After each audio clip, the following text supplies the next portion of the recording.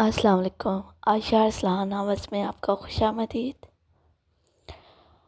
Novel نیم جانے جگیر، writer نیم Angel عروج، قسط نمبر 2۔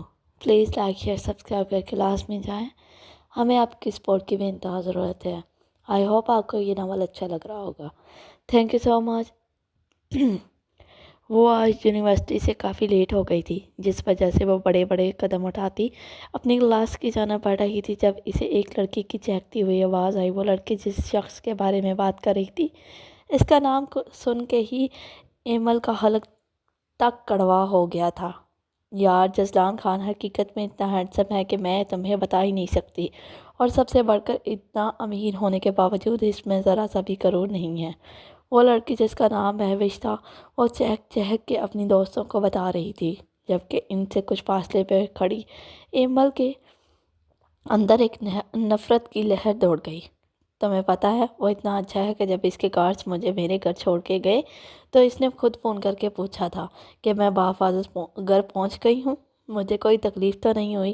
مہوش دل میں ہاتھ رکھے جزلان کی تعریفوں کے پل باندھے جا رہی تھی۔ جب ایمل نے برداشت نہ ہوا تو وہ غصے سے ان لڑکیوں کی جانب بڑھی۔ تم جس جزلان خان کو اتنا اچھا، پیارا اور ہمدرد سمجھ رہی ہو نا، وہ اصل میں انسان کے روپ میں چھپا ایک بھیڑیا ہے جو لاکھوں لڑکیوں کو کھا چکا ہے۔ اس لیے میری صلاح ہے کہ تم اس سے جتنا ہو سکے دور رہو، ورنہ وہ تمہیں بھی کھا جائے گا۔ ایمل نے ایک اچھا انسان کا فرض نبھاتے اسے سمجھایا تھا، جبکہ وہ لڑکیاں اسے غصے سے گو رہی تھیں۔ ایکسکیوز می مس، اپنے مشورے اپنے پاس رکھو، اور خبردار جو تم نے جزلان خان کے خلاف ایک لفظ بھی کہا تو۔ مہوش انگلی اٹھا کے بولی۔ اسے کہاں گوارا تھا کہ کوئی جزلان خان کو برا بولے۔ میں مشورہ نہیں دے رہی، ایک اچھے انسان ہونے کے ناطے تمہیں سمجھا رہی ہوں۔ وہ ویسا نہیں ہے جیسا وہ دکھتا ہے۔ اس نے تم لوگوں کی آنکھوں پہ اپنی جھوٹی خدمت اور ہمدرد کی پٹی باندھی ہوئی ہے، اور یہ پٹی ایک دن میں اتار کے رہوں گی۔ اس کا سچ چہرہ سب کے سامنے لا کے رہوں گی۔ وہ پیار سے سمجھاتی آخر میں درستی سے بولی، تم ضرور اس کی مخالف پارٹی میں سے ہوگی، تبھی تم جزلان خان کے بارے میں ایسی بکواس کر رہی ہو۔ مہوش ناگواری سے بولی، تم سب کو سمجھانا ہی بیکار ہے، تم لوگ ان میں سے ہو۔ جب تک تم لوگوں کے ساتھ کچھ برا نہیں ہوگا تب تک تم لوگ کسی کی بات پہ یقین نہیں کرو گے۔ خیر، میرا کام تھا سمجھانا، وہ میں کر چکی ہوں، باقی تمہاری مرضی ہے، جو دل میں آئے وہ کرو۔ ایمل سپاٹ لہجے میں کہتی سر جھٹک کے اپنی کلاس کی جانب بڑھ گئی۔ اس نے اپنی طرف سے انہیں سمجھانے کی پوری کوشش کی تھی۔ اب اگر وہ لوگ خود اپنے پیر پہ کلہاڑی مارنا چاہ رہی تھی تو اس میں ایمل کچھ نہیں کر سکتی تھی۔ جزلان بستر پہ اوندے منہ لیٹا سو رہا تھا جب اس کا فون بجا۔ فون کی آواز سے اس کی نیند میں خلل پیدا ہوا، جس پہ اس نے منہ بناتے ہاتھ مار کے بیڈ پہ پڑا فون اٹھایا کہ صبح صبح کس کو موت آ گئی ہے جو میری نیند خراب کر رہی ہو۔ وہ کال ریسیو کرتے فون کان سے لگائے دبا دبا گرایا تو فون کی دوسری طرف اس کے خاص آدمی جواد نے فون کان سے ہٹائے فون کو گورا۔ سر، وہ ناز میڈم آئی ہے یہاں فارم ہاؤس پہ، اور یہاں آ کے کافی شور شرابہ کر رہی ہے کہ انہیں آپ سے ملنے ہیں۔ جواد نے اسے فون کی وجہ بتائی تو جزلان نے سیدھے ہوتے اپنا ہاتھ منہ پہ پھیرا۔ ٹھیک ہے، اسے وہیں روک کے رکھو، میں آ رہا ہوں۔ اور ہاں، وہ کوئی میڈم نہیں ہے، سمجھے؟ جزلان نے سختی سے کہتے کال کاٹ دی، اور پھر اٹھ کے ایک بھرپور انگڑائی لی۔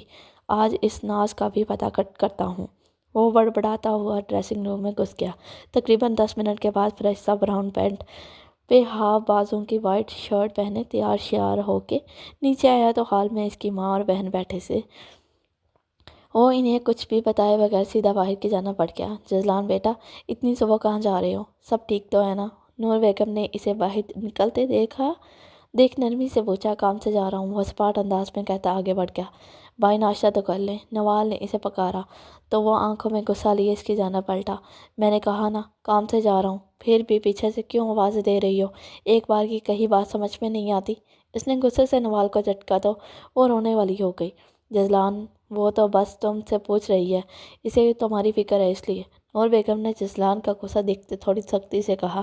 ابھی وہاں ان کے شوہر موجود نہیں تھے، تبھی وہ تھوڑا سختی سے بولی تھی، ورنہ ان کے سامنے تو وہ ان کے بیٹوں کو کچھ کہہ بھی نہیں سکتی تھی۔ اپنی فکر اپنے پاس رکھے، مجھے نہیں چاہیے، جزلان بے رخی سے کہتا جانے کے لیے مڑا، جب نوال کے آنکھوں میں آنسو دیکھتے نور بیگم نے اسے ٹوکا۔ جزلان، یہ کیسے بات کر رہے ہو؟ چھوٹی بہن ہے تمہاری۔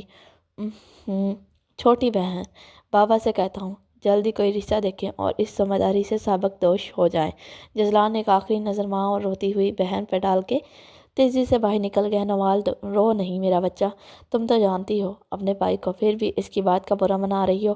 نور بیگم نے اسے اپنے ساتھ لگایا، جبکہ نوال کا دل ایک بار پھر اپنے بھائی کے رویے پہ ٹوٹ گیا تھا۔ ماما جب سب ہی مجھ سے نفرت کرتے ہیں، مجھے ایک ذمہ داری سے زیادہ اور کچھ نہیں سمجھتے، تو پھر مجھے پیدا ہوتے ہی کیوں نہیں مار دیا تھا؟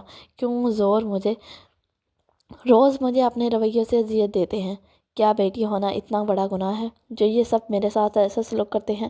نوال کرب سے کہتی روتی ہوئی اٹھ کے اپنے کمرے میں بھاگ گئی۔ نور بیگم نے دکھ سے اپنی بیٹی کو دیکھا۔ یا اللہ میری بچی کو صبر دے، اس کے باپ بھائیوں کے دل میں اس کے لیے محبت پیدا کر دے۔ نور بیگم نے آنکھوں کو صاف کرتی دعا گو ہوئی۔ ان کے ساتھ بھی شادی سے پہلے یہی ہوا تھا، لیکن جب طراب خان کا رشتہ آیا اور انہیں یہ پتہ چلا کہ وہ انہیں پسند کرتے ہیں، تو ان کے دل میں ایک کرن جاگی تھی کہ چاہے ان کے باپ بھائی ان سے محبت نہ کریں، مگر ان کا شوہر تو ان سے محبت کرتا ہوگا۔ مگر شادی کے دوسرے دن ہی طراب خان نے انہیں صاف لفظوں میں کہہ دیا تھا کہ وہ بھلے انہیں پسند کرتے ہیں مگر وہ عورتوں کو زیادہ سر پہ نہیں چڑھاتے، اس لیے وہ اپنے اوقات میں رہے اور ان کے فیصلے یا کسی بھی بات کے بیچ نہ ہی بولے تو ان کے لیے ہی اچھا ہے۔ اور انہوں نے ایسا ہی کیا تھا، کبھی ان سے کچھ نہیں کہا تھا۔ مگر انہوں نے اپنے پہلے بیٹے کو پیدا کیا تو بیٹے کی پیدائش کے بعد تو جیسے طراب خان بالکل بدل سے گئے تھے، اور پھر جب انہیں دوسری بار ماں بننے کی خوشی ملی تو جب بھی طراب خان نے ان کا بہت خیال رکھا۔ ان کا ایک اور وارث آنے والا تھا، وہ بہت خوش تھے۔ مگر جب نور بیگم نے نوال کو جنم دیا تو طراب خان پھر سے پہلے جیسے ہو گئے تھے۔ وہ ایک اور بیٹا چاہتے تھے، جبکہ انہوں نے بیٹی کو پیدا کیا تھا جس کا ذمہ دار بھی انہوں نے نور بیگم کو ٹھہرایا تھا۔ جب سے لے کر آج تک طراب خان کا رویہ نہ ہی نور بیگم کے ساتھ ٹھیک تھا اور نہ ہی نوال کے ساتھ۔ فارم ہاؤس کے باہر کھڑی گاڑی روکتے مضبوط قدم اٹھاتے اندر بڑھا۔ وہ لاؤنج میں پہنچا تو ناز سامنے ہی صوفے پہ بیٹھی تھی۔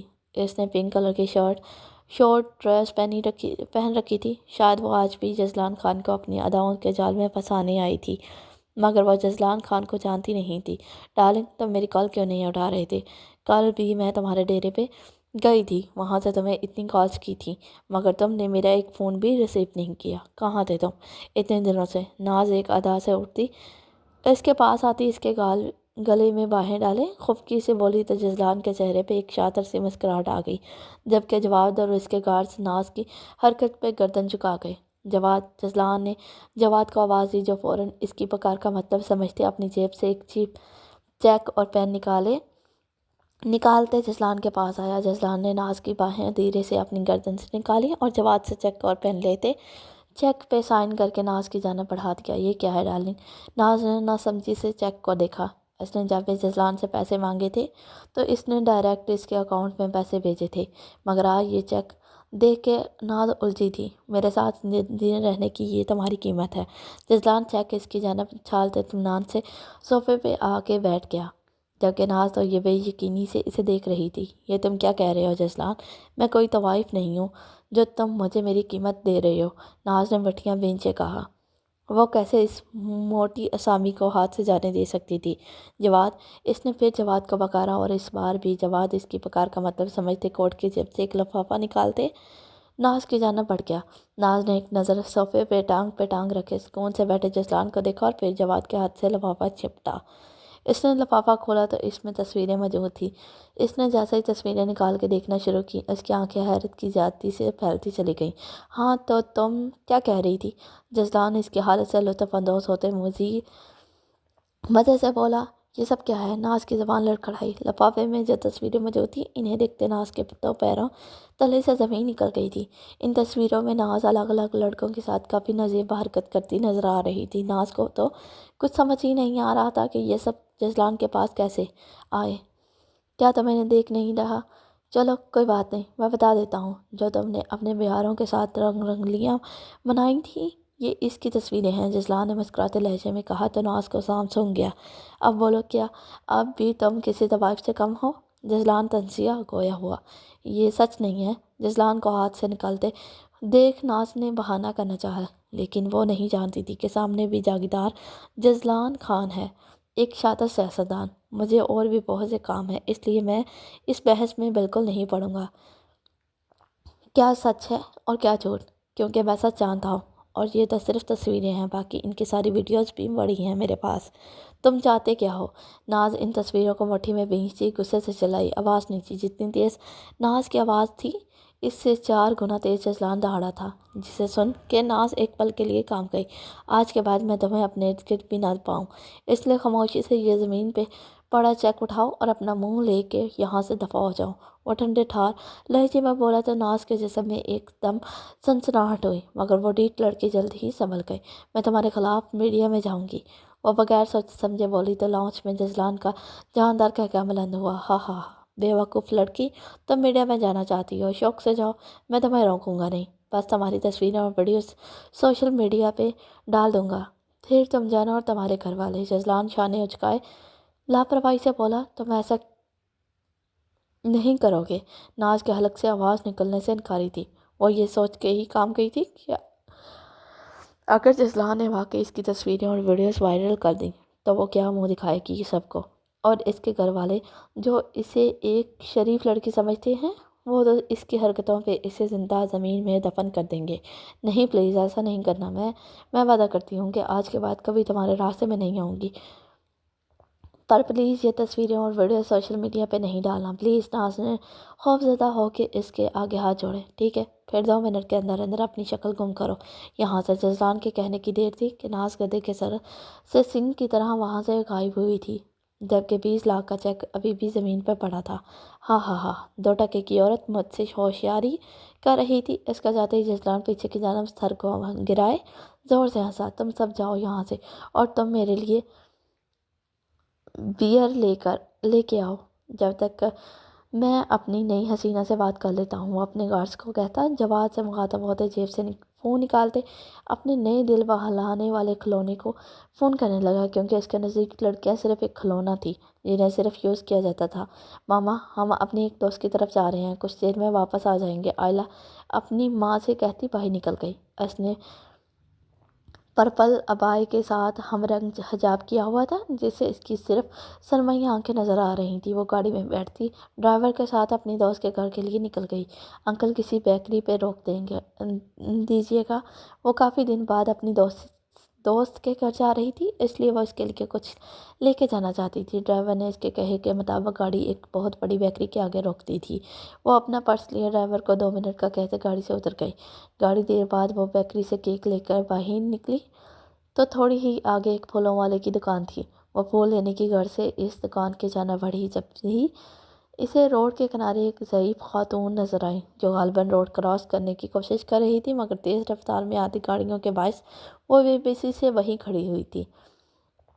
آنٹی، کیا آپ کو روڈ کراس کرنا ہے؟ آئلہ ان کے پاس آتی پیار سے استفسار کرنے لگی تو اس خاتون نے مسکرا کے ہاں میں گردن ہلائی۔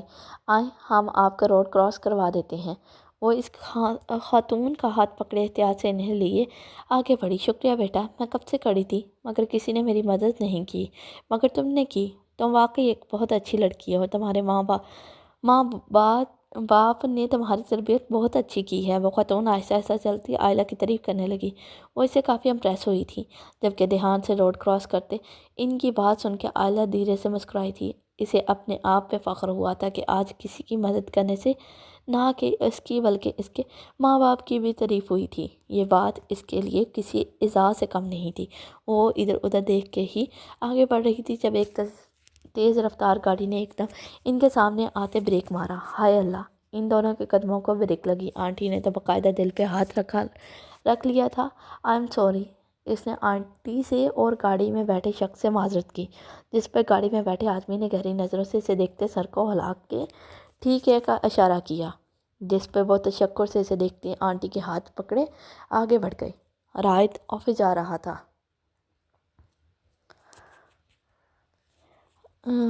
کہاں گیا؟ جب اس کے ساتھ یہ حادثہ پیش آیا تھا، جب اس نے گاڑی کو ایک دم بریک لگائی تھی، تب اسے کافی غصہ آیا تھا، لیکن سامنے موجود لڑکی کے نقاب سے جھانکتی سرمئی آنکھوں میں ایک سحر تھا، جس کی وجہ سے وہ غصہ بھولے اس کی آنکھوں میں کھو گیا تھا۔ اسے ایسا لگا تھا جیسے ان آنکھوں میں کوئی مقناطیسی طاقت ہے جو اسے اپنی جانب کھینچ رہی ہے۔ ٹریفک روانی سے رواں دواں تھا، مگر اسے تو جیسے کوئی فرق ہی نہیں پڑتا تھا۔ وہ بیچ روڈ پہ گاڑی روک کے سہولت سے اسے دیکھ رہا تھا۔ آئمہ خاتون کو روڈ کے پار چھوڑ کے واپس اپنی گاڑی کے پاس بھی آ گئی تھی، مگر رائد تو جیسے وہیں گم ہو گیا تھا، اور پھر جب تک آئلہ کی گاڑی نظروں سے اوجھل نہ ہوئی وہ ویسے ہی گاڑی روک کے کھڑا رہا۔ آئلہ کی گاڑی جاتے ہی وہ بھی تیزی سے گاڑی آگے بگا لے گیا، مگر اس گاڑی کے جاتے جاتے وہ ایک چیز نوٹ کرنا بھی نہیں بولا تھا، اور وہ تھا آئلہ کی گاڑی کا نمبر۔ اس نے بہت سی لڑکیاں دیکھی تھیں، مگر وہ سرمائی آنکھوں والی لڑکی اسے ان سب سے الگ لگی تھی۔ اس نے صرف اس کی آنکھیں دیکھی تھی، مگر اس آنکھوں کو دیکھ کے اسے پتہ چل گیا تھا کہ نقاب کے پیچھے ایک حور چھپی ہے، اور اس حور نے ایک منٹ میں اس کے دل کی دنیا میں ہلچل مچا دی تھی۔ Good morning sir. وہ سوٹ بوٹ پہنے، بالوں کو اچھے سے سیٹ کیے، ایک ہاتھ پینٹ کی جیب میں ڈالے، چہرے پہ ڈھیروں سنجیدگی لیے آفس میں داخل ہوا تو سب نے اسے اٹھ کے ادب سے گڈ مارننگ کہا۔ وہ سر کے اشارے سے جواب دیتا نہ کسی میں چلتے سیدھے اپنے آفس روم میں گھس گیا۔ اس کے بیچ جہیز کا سیکرٹری احمد بھی ہاتھ میں چند فائلز پکڑے داخل ہوا۔ سر، کچھ پیپرز پہ آپ کے سائن چاہیے، اور یہ آج کی میٹنگ کی فائلز۔ احمد نے اس کے سامنے فائلز رکھتے کہا۔ احمد، تم یہ سب چھوڑو اور میرا ایک بہت ضروری کام کرو۔ میں تمہیں ایک گاڑی کا نمبر بھیج رہا ہوں، 2 گھنٹے کے اندر اندر مجھے ساری ڈیٹیل چاہیے کہ وہ کس کی گاڑی ہے، کون ہے وہ، کیا کرتا ہے، کہاں رہتا ہے، اور اس کے ساتھ ساتھ اس کی پوری فیملی کی بھی ڈیٹیل مجھے ٹھیک 2 گھنٹے بعد یہاں اپنی ٹیبل پہ موجود چاہیے۔ اگر 2 گھنٹے سے 1 سیکنڈ بھی اوپر ہوا تو تم اپنے لیے دوسری جاب ڈھونڈ لینا۔ راج فون پہ گاڑی کا نمبر اسے بھیج سخت لہجے میں کہتا فائل کھول کے پڑھنے لگا، جس کا مطلب تھا اب تم جا سکتے ہو۔ احمد بھی اپنا فون چیک کرتا ہے، اوکے سر کہتے باہر نکل گیا۔ احمد کے باہر جاتے ہی راج نے فائلز بند کی اور آنکھیں بند کرتے کرسی کی پشت سے ٹیک لگا گیا۔ بند آنکھوں کے سامنے سرمئی آنکھیں لہرا گئیں، جس کی وجہ سے اس کے لبوں پہ ایک دلکش مسکراہٹ آ گئی۔ وہ بے چینی سے بیٹھا احمد کا انتظار کر رہا تھا۔ اسے گئے 1.5 گھنٹہ ہو چکا تھا، اور اس 1.5 گھنٹہ میں ہر 1 منٹ بعد رائد کی نظریں دروازے کی طرف اٹھ رہی تھیں۔ وہ ٹانگ پہ ٹانگ چڑھائے اس شرابی کیفیت میں ایک پاؤں مسلسل ہلا رہا تھا۔ مزید 5 منٹ گزرے تھے جب احمد ہاتھ میں ایک فائل پکڑے روم میں داخل ہوا۔ اتنی دیر لگا دی تم نے؟ اس کے آتے ہی رائد فوراً سیدھا ہوا۔ سر، ابھی تو 2 گھنٹے بھی نہیں ہوئے، میں تو ٹائم سے پہلے ہی آ گیا ہوں۔ احمد نے اس کی اطلاع میں اضافہ کیا تو رائد نے اسے گورا، فالتو باتیں مت کرو اور مجھے ساری ڈیٹیل دو۔ رائد ذرا تیز لہجے میں بولا تو احمد نے گڑبڑا کے فائل کھول کے اس کے سامنے رکھ دی۔ سر، یہ گاڑی محمد مرزا کے نام پہ ہے۔ مرزا صاحب کا اپنا امپورٹ ایکسپورٹ کا بزنس ہے۔ ان کی زیادہ بڑی فیملی نہیں ہے، 2 بچے ہیں، ایک بیٹی ہے آئلہ جو اپنی پڑھائی مکمل کر کے گھر میں ہی رہتی ہے، اور ایک بیٹا ہے حسین جسے انہوں نے باہر پڑھنے بھیجا ہوا ہے، اور بیوی ہاؤس وائف ہے۔ احمد نے سکون سے ساری تفصیل اس کے گوش گزار کی۔ اور ان کے گھر کا ایڈریس؟ دلچسپی سے سنتے آخر میں ایک آئی بروز کا سوال کیا۔ جی سر، اس فائل میں موجود ہے ان کے گھر کا ایڈریس بھی اور آفس کا ایڈریس بھی، اور ساتھ ساتھ اس کے فون نمبر بھی۔ احمد نے فائل کی جانب اشارہ کیا جو اس نے دیکھنے تک کی بھی زحمت نہیں کی تھی۔ ٹھیک ہے، اب تم جا سکتے ہو۔ وہ واپس کرسی کی پشت سے ٹیک لگائے، دونوں ہاتھوں کی انگلیوں کو آپس میں وبس کیے، اطمینان سے بولا، سر، جو فائل سے سائن کرنے تھے وہ میں نے کہا جا سکتے ہو۔ اس نے اسمارٹ انداز میں کہا تو احمد ہاں میں سر ہلاتا باہر نکل گیا۔ اس کے باہر جاتے ہی رائد نے ہاتھ بڑھا کے وہ فائل اٹھائی اور ایک ایک لفظ غور سے پڑھنے لگا، مگر جہاں اس کی زبان رکھی تھی وہ لفظ آئلہ تھا۔ کتنی ہی دیر تک وہ آئلہ کا نام دہراتا رہا، پھر خود ہی اپنی حالت پہ مسکراتا سر جھٹک کے دوسری جانب متوجہ ہو گیا۔ جزلان 7 اسٹار ریسٹورنٹ میں بیٹھا مہوش کا انتظار کر رہا تھا۔ یہ اس کا فیورٹ ریسٹورنٹ تھا جہاں وہ اکثر آتا جاتا رہتا تھا، اور اس سے الگ ریسٹورنٹ کے بیک سائڈ پہ پول کے ساتھ شاندار سی میز اور کرسیاں رکھی تھیں جو صرف اور صرف جزلان خان کے لیے ہوتی تھی۔ آج جزلان یہاں مہوش سے ملنے کے لیے آیا تھا۔ اس نے فون کر کے مہوش سے ملنے کا پوچھا تھا، اور جیسے مہوش تو اسی انتظار میں بیٹھی تھی۔ یہاں جزلان نے پوچھا، وہاں مہوش نے ہاں کی۔ جزلان اپنے آدمی کو بھیجنا چاہتا تھا اسے لانے، لیکن اس نے انکار کر دیا، اور جزلان نے اس سے لوکیشن پہنچ کے خود ہی آ رہی تھی۔ مہوش ایک مڈل کلاس فیملی سے تعلق رکھتی تھی، جس کی وجہ سے وہ نہیں چاہتی تھی کہ اس کے گھر والوں کو پتہ چلے کہ وہ کسی لڑکے سے ملنے جا رہی ہے۔ تبھی خاموشی سے اپنے گھر سے نکلی تھی۔ جزلان یہاں پچھلے آدھے گھنٹے سے بیٹھا مہوش کا انتظار کر رہا تھا۔ اسے انتظار کرنا سخت ناپسند تھا، مگر یہ اس کی مجبوری تھی کہ اسے انتظار کرنا پڑ رہا تھا۔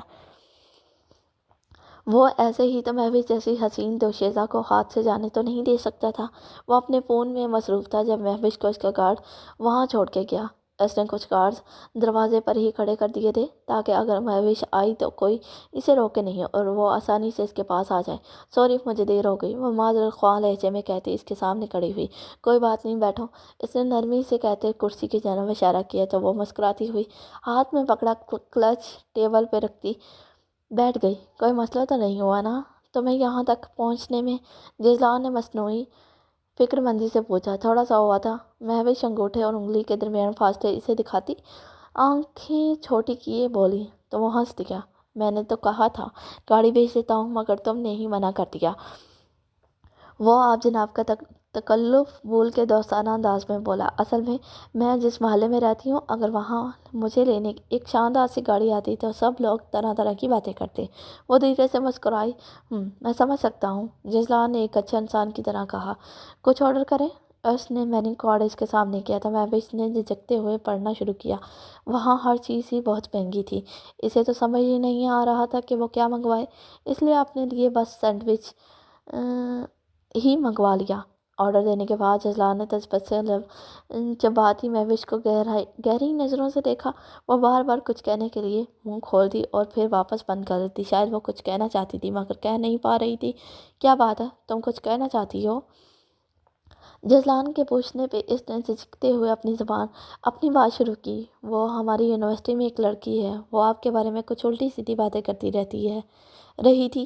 مہوش صبح سے ہی ایمل کی باتیں سننے کے بعد تھوڑی پریشان ہو گئی تھی، اس لیے اب اس نے اس بارے میں سیدھے جزلان سے ہی بات کرنے کا سوچا تھا۔ کیا کہہ رہی تھی؟ وہ سکون سے بولا، یہی کہ آپ ٹھیک انسان نہیں ہیں، جیسا آپ ہمیں دکھاتے ہیں ویسا آپ ہے نہیں، اور آپ نے بہت سی لڑکیوں کی زندگی بھی برباد کی ہے۔ وہ رک کے محتاط انداز میں بولی کہ کہیں اسے برا نہ لگ جائے، جبکہ جزلان خان اس کی بات سننے کے بعد دل میں سوچنے لگا کہ وہ لڑکی کہہ تو ٹھیک رہی تھی۔ تو تم بتاؤ، تمہیں میں کیسا لگتا ہوں؟ کیا تمہیں لگتا ہے جیسا اس لڑکی نے کہا تھا میں ویسا ہی ہوں؟ جزلان نے ڈیرہ معصومیت چہرے پہ سجائے پوچھا۔ اسے فرق نہیں پڑتا تھا کہ لوگ اس کے بارے میں کیا بات کر رہے ہیں۔ اس کے بہت سے دشمن تھے، کوئی بھی اسے نیچا دکھانے کے لیے یہ بات کر سکتا تھا، مگر جزلان خان بھی اپنے نام کا ایک تھا۔ اس نے لوگوں کے سامنے اپنی امیج اتنی اچھی بنائی ہوئی تھی کہ اس کے سپورٹرز ہمیشہ بڑھتے ہی تھے۔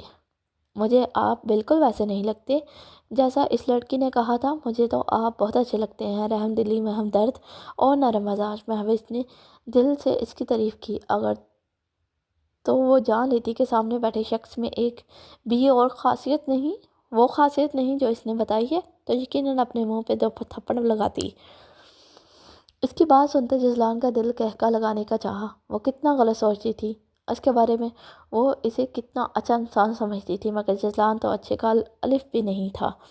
چلو تم چھوڑو یہ سب باتوں کو، تمہاری نظر میں اچھا ہوں، میرے لیے یہی کافی ہے۔ جزلان نے پہلا پنا پھینکتے ہوئے ہلکے سے ٹیبل پہ رکھا۔ اس کا ہاتھ تھپتھپایا جس پہ پہلے تو مہوش چونکی، پھر ایک شرمیلی مسکان کے ساتھ سر جھکا گئی۔ ویسے سچ کہوں، جب تمہیں پہلی بار وہاں سڑک پہ کھڑا دیکھا تھا تب ہی تم مجھے بہت اچھی لگی تھی۔ سادہ سے حلیے میں تم انتہائی خوبصورت لگ رہی تھی۔ جزلان نے اس کے ہاتھ پہ اپنا ہاتھ رکھتے گمبھیر لہجے میں تیر چلایا تھا، جو مہوش کے شرمیلے تاثرات سے یہ بات اس پہ واضح کر گیا تھا کہ تیر ایک دم نشانے پہ لگا ہے۔ جزلان نے پاس رکھے باکس سے ڈائمنڈ کی رنگ نکالی اور اس کی انگلی میں پہنا دی۔ کیسی لگی؟ اس نے مہوش کا ہاتھ چھوڑتے پوچھا، جبکہ مہوش تو حیرت سے اس چمکتے ہوئے ہیرے کو دیکھ رہی تھی۔ بہت اچھی، اور وہ ہیرے پہ انگلی پھیلتی خوشی سے بولی۔ اب کچھ کھا لیتے ہیں، پھر تمہیں گھر چھوڑ دوں گا۔ آرڈر آتے ہی جزلان نے اس کا دھیان کھانے میں کی جانب دلایا تو وہ مسکرا کے ہاں میں سر ہلاتی اپنے کھانے کی طرف متوجہ ہوئی۔ مہوش کے چہرے سے اس کی خوشی کا اندازہ صاف لگایا جا سکتا تھا، جسے دیکھ کر جزلان دل ہی دل میں بہت خوش ہوا تھا۔ اسے اب اپنی منزل کافی قریب نظر آ رہی تھی۔ नवाल। नूर बेगम धीरे से कमरे का दरवाज़ा खोलती अंदर आई तो वो औंधे मुँह लेटी हुई थी। नवाल, तुम्हारे बाबा ने कहा है आज रात को तुम्हें लड़के वाले देखने आएंगे, तो तैयार रहना। नूर बेगम दरवाजे पे खड़े ही बोली, जिस पे नवाल एक झटके से सीधी होती, आंखों में डेरे आंसू और बेयकीनी लिए इन्हें देख रही थी। मैं तुम्हारे लिए कुछ खाने को भेज देती हूँ। तुमने सुबह का नाश्ता नहीं किया हुआ है, सिर्फ पहले कुछ खा लो, इसके बाद तैयार हो जाना। नूर बेगम इससे नज़रें चुराती कमरे से निकल गई। वो जानती थी कि नवाल अभी शादी नहीं करना चाहती, मगर वो ये नहीं जानती थी कि इसके पीछे वजह क्या है, और ना ही उन्होंने कभी इससे पूछने की कोशिश की थी। इनके लिए सिर्फ नवाल की खुशी और इसके चेहरे की मुस्कुराहट ज़रूरी थी। बाप भाई का प्यार तो इसे मिला नहीं था, मगर उन्होंने हमेशा नवाल को सीने से लगा के रखा था। वो इसे ऐसे रोते नहीं देख सकती थी। उन्होंने हमेशा कोशिश की थी कि नवाल की आंखों में आंसू ना आए, मगर हर कोशिश कामयाब नहीं होती। वो ये भी जानती थी, बचपन से ही उन्होंने नवाल को सबसे ज़्यादा प्यार किया था। इसे बाप भाई के प्यार की कमी महसूस ना हो, इसलिए वो हर वक्त इसके साथ रहती थी। मगर वह जानती थी कि इंसान को हर रिश्ते का प्यार चाहिए होता है। माँ चाहिए अपनी औलाद को कितना भी प्यार कर ले, लेकिन बाप होता है, इसके प्यार का मुकाबला कोई नहीं कर सकता। उन्होंने बहुत बार दराब साहब से इस बारे में बात भी की थी कि भले वो नवाल को वक्त नहीं देते, भले वो इसकी किसी चीज़ का होश नहीं रखते, मगर जब नवाल प्यार से बाबा पुकारती है तो एक बार ही सही इसकी तरफ प्यार से देख ले, प्यार से इसके सर पे हाथ रखते। मगर दराब साहब का तो जैसे खून सफ़ेद हो गया था। इनके जाते ही नवाल ने तेज़ी से तकिए के नीचे से फ़ोन निकाला और हसाम को मिलाया। हेलो। 2 बेल के बाद ही फ़ोन उठा लिया गया। हसाब, बाबा मेरी शादी कर रहे हैं, उन्होंने आज लड़के वालों को बुलाया है। मैं ये शादी नहीं कर सकती, मैं मर जाऊंगी हसाम, आपके बगैर मैं नहीं कर पाऊंगी किसी और से शादी। नवाल हिचकियों के बीच बड़ी मुश्किल से अपनी बात मुकम्मल करती राज और ज़ारो कतार रो दी। इसके रोने की आवाज़ सुनते हसाम का दिल डूबने लगा था, जबकि इसकी शादी का सुनते इसका दिल मानो जैसे किसी ने मुट्ठी में जकड़ लिया हो। नवाल, तुम रो नहीं, मैं हूँ ना, मैं कुछ करता हूँ, तुम फिक्र नहीं करो। बस मुझे ये बताओ कौन लोग हैं वो जो आज आने वाले हैं। असाम परेशानी से बालों में हाथ फेरते हुए इस्तफसार करने लगा। मुझे नहीं पता। वो अब तक रो रही थी, स्याह आंखों में से आंसू तेजी से रवां थे। अच्छा चलो कोई बात नहीं, तुम परेशान नहीं हो, मैं कुछ करता हूँ। शाम इसे तसल्ली देते फ़ोन बंद कर गया, तो नवाल भी थोड़ी रिलैक्स होती आंखें पहुँच गई। 5 मिनट ही गुजरे थे जब इसका फ़ोन दोबारा बजा। हसाम की कॉल आते देख इसने जल्दी से कॉल रिसीव की। कुछ हुआ? कॉल रिसीव करते ही इसने बेचैनी से पूछा। नवाल, मेरी बात गौर से सुनो, जैसा तुम्हारे घर वाले कह रहे हैं वैसा ही करो, समझ गई? हसाम की बात सुनते नवाल चौंकी। मगर मैं इनके सामने नहीं जाना चाहती, वो रोंदी आवाज़ में बोली। बेफिक्र हो जाओ, तुम्हें किसी के सामने नहीं जाना पड़ेगा, बस जैसा मैंने कहा है वैसा ही करना। हसाम के प्यार से कहने पे वो इसे हाँ में सर हिला गई, जैसे वो इसे देख रहा हो। छोटी छोटी बातों पे तुम्हें परेशान होने की ज़रूरत नहीं, मैं हूँ ना, यहाँ सब संभाल लूँगा, तुम्हें किसी और का होने नहीं दूँगा। हसाम मुस्कुराते लहजे में बोला तो नवाल के लबों पे भी मुस्कान आ गई। मैं तुमसे बाद में बात करता हूँ, इसने प्यार से कहा तो वो जी कहती काल कट गई। अब वो कदरे रिलैक्स हो गई थी। इसे हसाम पे पूरा यकीन था कि वो सब संभाल लेगा, इसलिए वो मुतमईन होती उठ के अलमारी की जाना बढ़ गई। आखिर घर वालों के कहे के मुताबिक इसे तैयार भी होना था। जारी है। आई होप आपको ये एपिसोड भी अच्छी लगी होगी। अगर अच्छी लगे तो प्लीज़ लाइक शेयर सब्सक्राइब करके लाजमी जाए एंड शेयर भी लाजमी करें। हमें आपकी सपोर्ट की इंतहा की ज़रूरत है। Thank you so much.